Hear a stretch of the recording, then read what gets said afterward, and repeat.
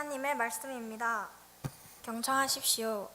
요셉이 형들에게 이르되 내게로 가까이 오소서. 그들이 가까이 가니 이르되 나는 당신들의 아우 요셉이니 당신들의 애굽에 판 자라. 당신들이 나를 이곳에 팔았다고 해서 근심하지 마소서. 한탄하지 마소서. 하나님의 생명을 구원하시려고 나를 당신들보다 먼저 보내셨나이다. 아멘. 예. 네, 엄마 아빠보다도 훌쩍 키가 더 커져가지고요. 얼마나 귀한지 모르겠습니다.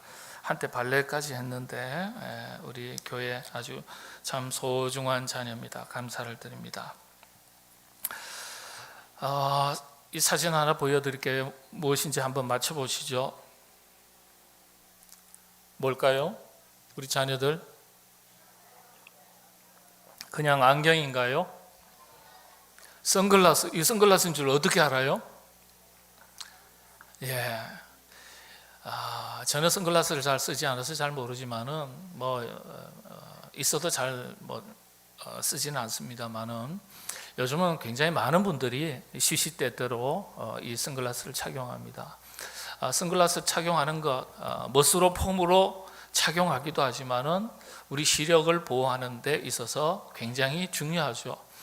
자외선을 차단한다든지 이런 게 굉장히 중요한데 우리 자외선을 잘 차단하는 것이 백내장을 예방하는 하나의 방법이라 그렇게 이야기를 합니다.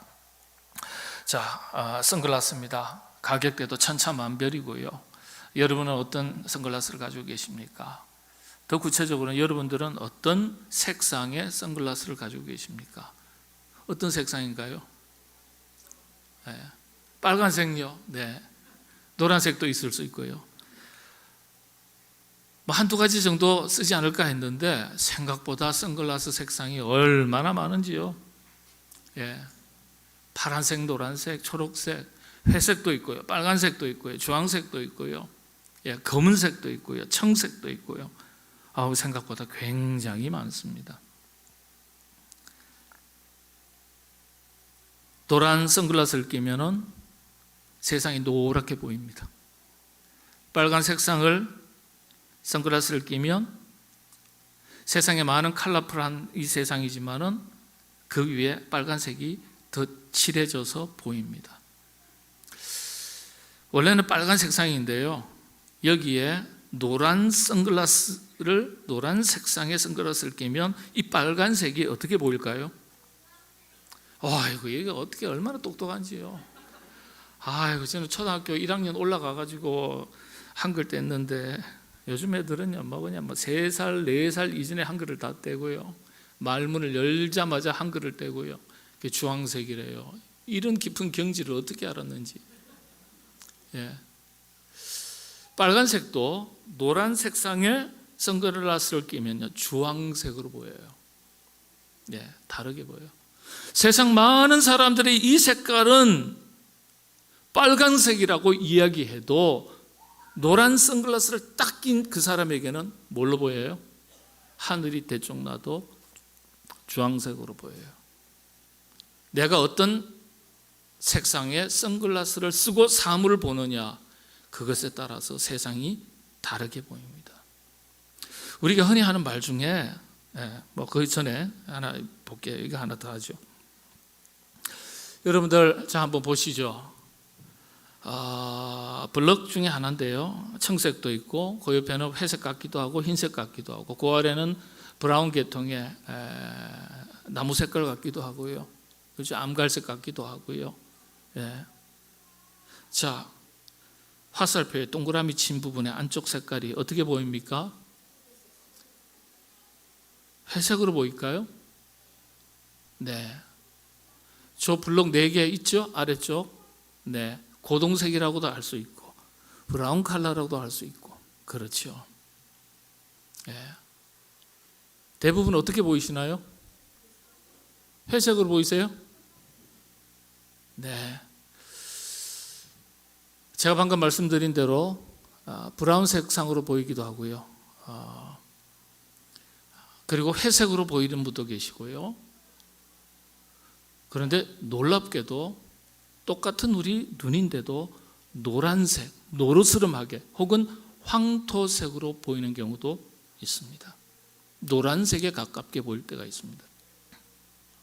혹시 이게 빨간색으로 보이는 분 계세요? 빨간색으로. 다행입니다. 우리 교회는 없으시군요. 빨간색으로 보이면 사이코패스입니다. 이게 정신과에서 심리의 상담에서 간단하게 사이코패스를 진단하는 하나의 도구입니다. 사이코패스는 뇌 기능 자체에, 뇌 회로 자체에 이상이 있어서 색상을 다르게 인지합니다. 우리 눈에는 이렇지만은 어떤 분은 회색으로 좀 보인다 그랬죠. 예. 우리 뇌에는 공격 성향의 호르몬이 있습니다. 테스토스테론이라고 해서 이게 과다하게 나오면 빨간색으로 보입니다. 지나치게 과다하게 나오면. 근데 공격 성향이 상당히 강한 편에 속하신 분은 노르스름 황토색으로 보입니다. 어느 정도 조금 내 안에 이런 게 없을 것 같은데 보이면은 여기 회색으로 보입니다. 그냥 일반적으로는 브라운 계통이죠. 네. 자, 자세히 한번 보시기 바랍니다. 똑같은 사물인데 모든 사람에게는 이렇게 보이는데 내 눈에 이렇게 보인다. 누가 문제일까요? 다 그렇게 보는 그 사람들이 문제인가요? 아니면 이상하게 보이는 내가 문제인가요?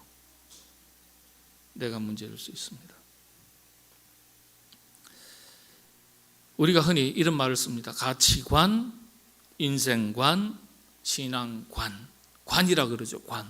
볼관자거든요. 한자로 본다는 거예요. 어떤 기준을 말하는 겁니다. 근데 더 쉽게는 안경이라고 말합니다. 안경. 가치관. 예, 내가 어떤 안경을 쓰고 있느냐에 따라서, 기준을 가지고 있느냐에 따라서 이게 가치 있는 것일 수도 있고 오히려 이게 가치일 수 있는 것이 있을 수 있습니다. 나는 이것을 가치 있게 보이는데 다른 사람은 이게 무가치하다고 여기는 거예요. 왜 그럴까요? 서로 다를까요? 가치관, 안경이 다르기 때문에 그런 거예요. 인생도 마찬가지예요. 인생관, 삶에 대한 의미, 가치, 목적에 대한 관점이 틀린 걸 말하는 거예요. 내 인생에 있어서, 삶에 있어서 이건 너무나 의미가 있고 소중해. 난 이것 위해서 살 거야. 근데 다른 사람들이 보니까 개똥 철학이에요. 별거 중요하지도 않은데 이게 의미가 있다고 막 붙들고 사는 거예요. 왜 그럴까요? 자기 자신의 인생을 바라보는 눈이 다르기 때문에, 시각이 다르기 때문에, 관점이 다르기 때문에 그런 거예요. 그거 인생을 들여다보는 안경이 다른 거예요. 그래서 인생관이라고 말합니다. 신앙도 마찬가지죠. 일반적인 용어로서 신앙관은요, 종교에 대한 관점을 말합니다. 우리식으로 말하면 하나님에 대한 신앙, 신뢰를 말합니다. 신뢰의 깊이를 말하고요. 예. 우리가 다 하나님, 한 분 하나님을 믿고 예수님을 믿고 성령을 믿지만은 서로 다 신앙이 달라요. 신앙관이 다르기 때문에 그렇습니다. 신앙관이. 말씀드린 대로 이 관이라는 건 하나의 안경이나 다름없습니다. 안경. 어떤 안경을 쓰고 있느냐 대단히 중요하죠. 이 안경에 따라서 내가 바라보는 것이 달라지고 이해하는 것이 달라지기 때문에 그렇습니다. 그래서 여러분들 안경이 참 중요한데 여러분들 마음속에 안경을 다 가지고 있다는 뜻이에요. 안경. 여러분들은 어떤 안경을 가지고 계십니까? 그런데 한번 생각해 보시죠. 어떤 가치관, 인생관, 신앙관을 얘기하기 전에 나는 나에 대해서 어떤 관을 가지고 있는가? 나는 나에 대해서 어떻게 생각하고 있는가? 자, 그 전에 다시 한번 하나 설명드리겠습니다. 모두가 다 그렇게 생각하는 것은 공통적인 거죠. 공통된 가치, 객관적인 관점이에요. 근데 다른 사람이 다 이렇게 얘기하지만은 내 눈에는 이렇게 보여요. 그건 주관적인 관점이죠. 자, 설명을 또 드리겠습니다. 우리 친구들. 자, 사진을 보면은 여러분 왼쪽에 있는 게 뭘까요? 이게 뭘까요? 밥인가요? 빵이에요. 자, 오른쪽에 있는 건 뭘까요? 우리 애들이 금도 알아보는 눈이 있네요. 세상에나. 난 이게 초콜릿처럼 보였는데 요즘 초콜릿이 금색을 입혀가지고 이렇게 나오는 초콜릿도 있더라고요. 자, 어느 게 더 가치 있습니까? 어려우세요? 우리 친구들 빵하고 금하고 어느 게 더 가치 있죠? 네? 금이죠. 우리 부모님들이 잘 모르시나 봐요. 금이에요. 모두가 다 금이 가치가 있다고 생각을 합니다. 그냥 금이 아니고 금괴입니다. 금괴. 1kg짜리. 자, 그런데 여러분들에게 이걸 보여드리고 어느 게 더 가치 있느냐, 만일 두 개를 여러분 앞에 펼쳐놓고 어느 걸 가지시겠냐라고 했을 때 뭘 가지시겠어요? 우리 애들이 더 정확해요. 금 가지겠대요. 금을 가지겠다는 말은 무슨 뜻이에요? 금이 가치 있고 귀한 줄 안다는 뜻이에요. 그렇죠? 그런데 2주 동안 아무것도 먹지 못하고 굶은 사람에게 이 빵과 금괴를 탁 눈앞에 놓고 하나 가지십시오라고 한다면 어느 것을 가질까요? 2주 동안 굶었는데도 금을 가져요? 네, 오늘은 여러분들 부모님들 이해하시기 바랍니다. 우리 자녀들하고 함께 예배드린 것이니까 우리 자녀들도 이해할 수 있는 말씀으로 준비했습니다. 2부 때는 어른들만 계셔가지고 그런지 몰라도요, 2주 동안 굶어도 금 가지겠대요. 여러분, 생리적으로 생물학적으로 2주 동안 물도 안 마시면은요, 그때쯤 되면은 정신이 혼미해집니다. 여러분, 금식 한 일주일만 해보십시오. 한 3일 정도만 해도요, 음식 냄새가 코끝을 살짝 지나가면요, 얼마나 예민하게 민감하게 이 코에 스며드는지 몰라요. 내 몸이 그렇게 반응하는 거예요. 굶주렸기 때문에. 일주일도 아니고 2주일 동안 물도 마시지 못하고 아무것도 먹지 못했다. 여러분, 이때쯤 되면 생명이 왔다 갔다 하는 거예요. 실제 그렇습니다. 2주 정도면. 물을 마시지 않으면 그렇습니다. 그런 분에게 금을 가지라고요? 금 가지겠다고요? 당장 생명에 문제가 생길 텐데 빵을 선택하죠. 그에게 금이 가치 있는 것이 아니라 빵이 더 가치 있는 거예요.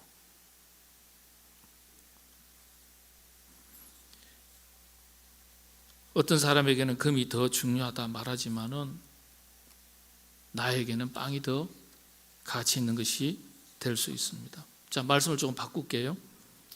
자, 그러면은 세상의 사물과 어떤 대상에 대해서 가치를 이야기하기 이전에 우리 자신이 나를 어떻게 바라보는가 한번 생각해 보시죠. 여러분은 여러분 자신을 어떻게 바라보고 있습니까? 나는 그냥 대충 사는 인생이지. 나는 못났어. 나는 집안이 좋은 집안도 아니고 부모님 잘 만난 것도 아니고 많고 많은 사람들은 다 괜찮던데 나는 왜 이렇게 능력도 없고 나는 왜 이렇게 외모도 이렇고 나는 왜 이럴까? 혹시 그렇게 생각되시는 분 계십니까? 무가치하게 여겨지는 분 계십니까? 거울을 딱 놓고 내 얼굴은 왜 이렇게 이러냐? 혹시 그렇게 생각되시는 분 있나요? 많이 웃으세요. 황수관 박사님이 그 험상궂은 인상을 가지고요, 거울을 볼 때마다 만족이 안 되더래요. 내 얼굴이 왜 이러냐? 당신이 봐도 당신 얼굴이 험상궂더라는 거예요. 네. 여러분, 좋은 인상 가지고 산다는 거 다 참 행복한 일입니다. 웃는 얼굴에 침 못 뱉는다 그랬잖아요. 일단 인상이 좋으면 절반은 접고 들어가는 거예요. 그러면 인상, 내가 뭐 인상 그렇게 가지고 싶어서 그렇게 태어났나요? 부모님이 그렇게 만들어 놓은 걸 제가 어떻게 합니까? 그렇다고 저 강남에 가서 고칠 수도 없고요. 어떻게 하실까요? 많이 웃으세요. 참 신기한 게 황송한 박사님이 그 험상궂은데 그 얼굴의 인상의 성격까지 고약했더라면 어떻게 될 뻔했겠어요. 그런데 웃는 연습을 했답니다. 웃는 연습을, 날마다 웃는 연습을 했대요. 막 입을 억지로 벌리고 눈을 이렇게 뜨기도 하고 안면 근육을 계속해서 사용하니까, 그분이 원래 그런 쪽에 교수님이거든요. 그러다 보니까 연세대학교에서 건강관리 이런 쪽에 교수님이셨거든요. 그러니까 인상이 험상궂은 것 같은데 자꾸 웃으니까요 인상이 좋아 보이고 다른 사람들이 그 후손을 보면서 인상이 좋다고 말을 하더라는 거예요.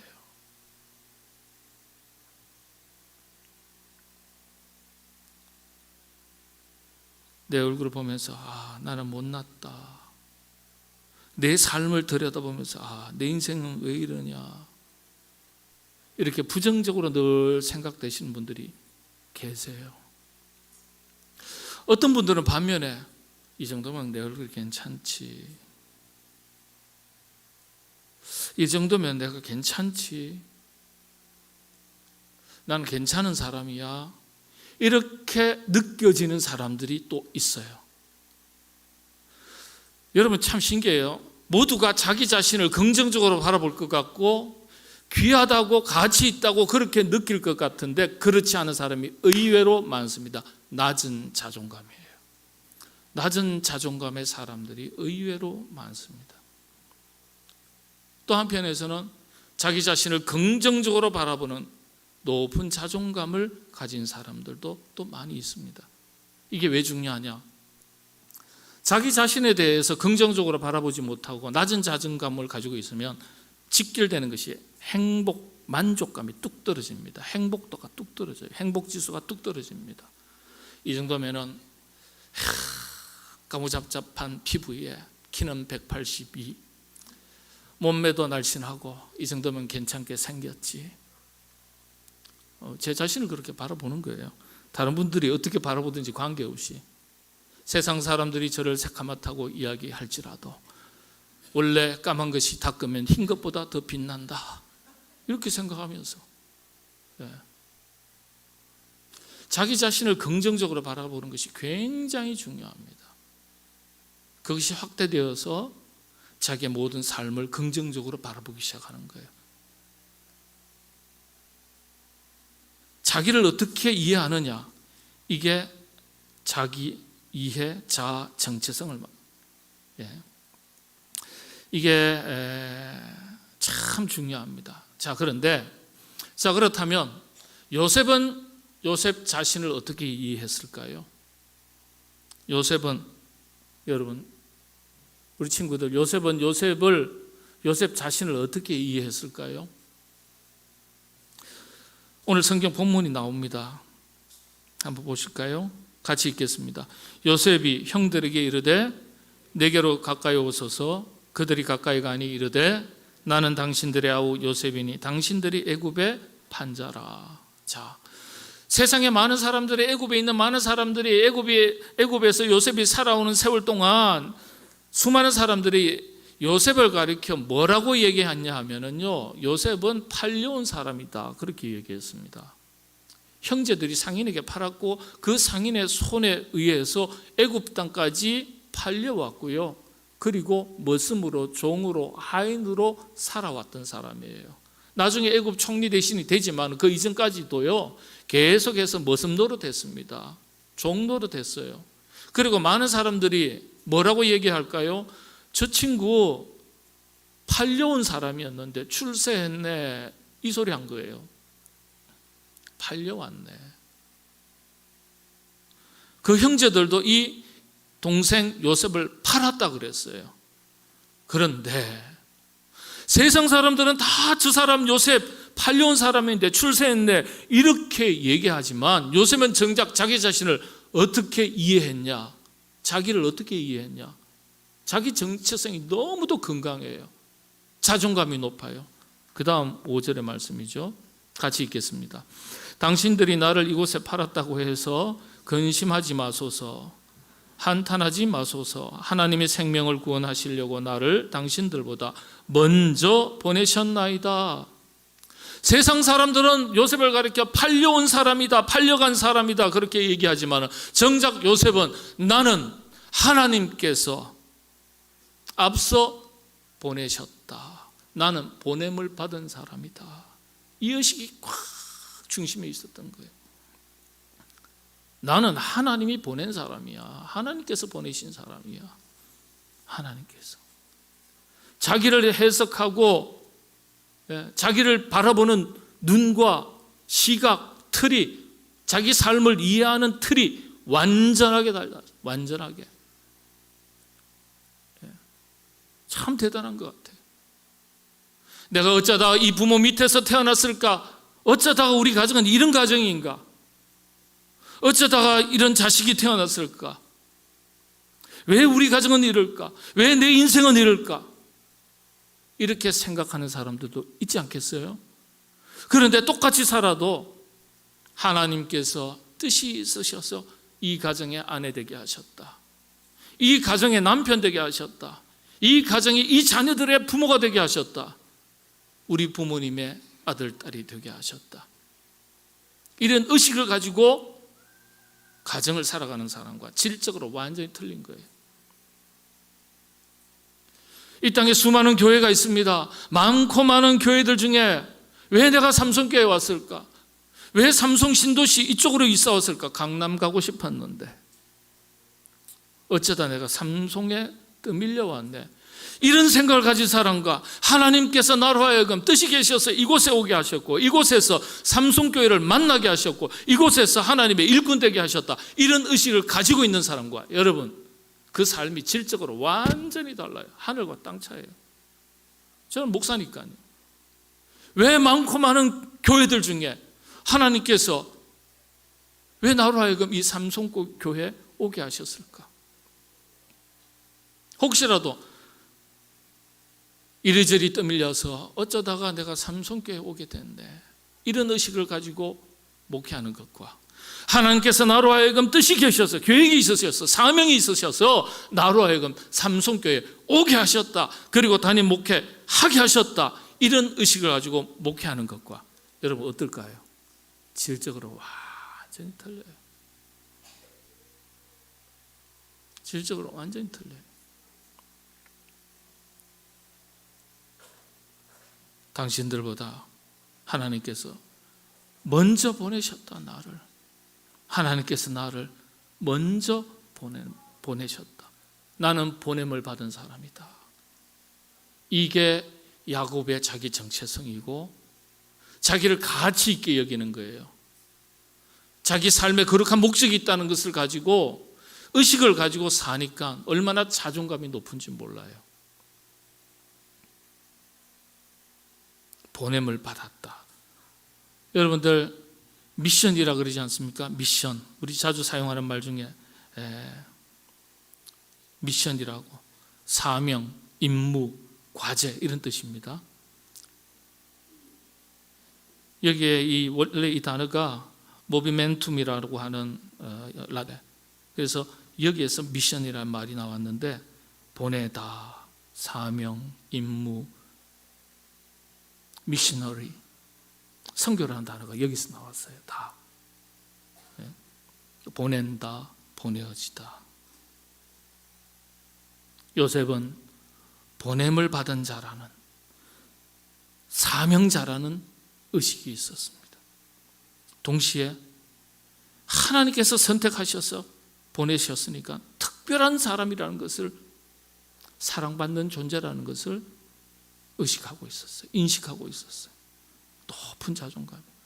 저는 우리 자녀들이 정말 하나님께서 나를 사랑하시지, 하나님께서 나를 그냥 우리 부모님 태어나게 하신 것이 아니라 특별한 미션이 있어서 특별한 계획이 있으셔서 사명이 있어서 나를 이 땅에 태어나게 하셨고 믿음의 자녀로 자라가게 하시고 공부하게 하시고 삼성교회에서 신앙생활 하게 하셨지.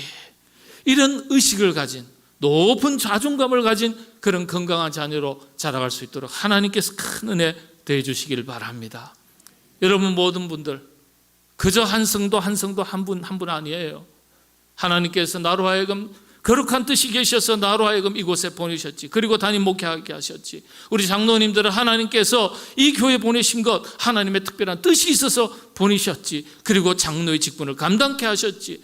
집사님, 권사님도 마찬가지 아니겠습니까?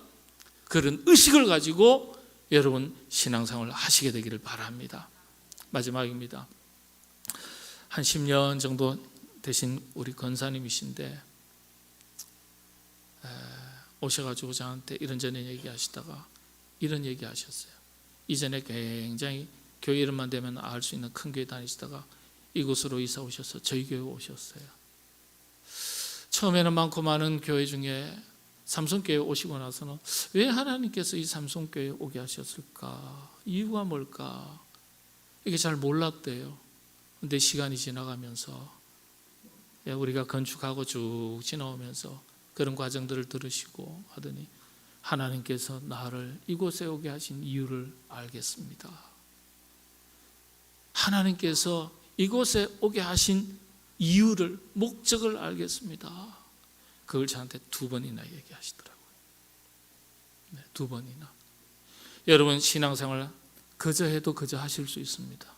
그러나 왜 하나님께서 이곳에 오게 하셔서 삼성신앙 공동체 속에서 신앙생활하게 하시고 이곳에서 일꾼으로 재직으로 하나님 앞에 헌신된 삶을 살게 하시는지 보내신 이유를 찾으시고 그것이 여러분의 거룩한 삶의 목적이 되고 하나님 앞에 쓰임받는 우리 모든 주의 권속들 다 되시기를 바랍니다.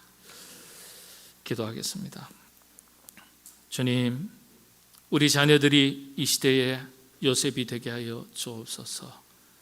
떠밀려 인생 살아가는 것이 아니라 하나님의 사랑받는 자녀요, 하나님 앞에 쓰임받는 자녀인 것을 깨닫게 하시고 하나님 앞에 크게 쓰임받을 수 있는 믿음의 자녀로 아름답게 자라가게 하여 주옵소서. 우리 모든 부모님 세대 성도님들 어쩌다가 이곳에 온 존재들이 아니라 하나님의 특별하신 뜻과 계획이 있으셔서 사명 감당케 하시려고 이곳에 오게 하시고 신앙의 한 공동체 이루게 하신 것을 깨닫게 하시고 주님 앞에 헌신된 일꾼으로 살아가게 하여 주시옵소서. 예수님의 이름으로 기도하옵나이다. 아멘.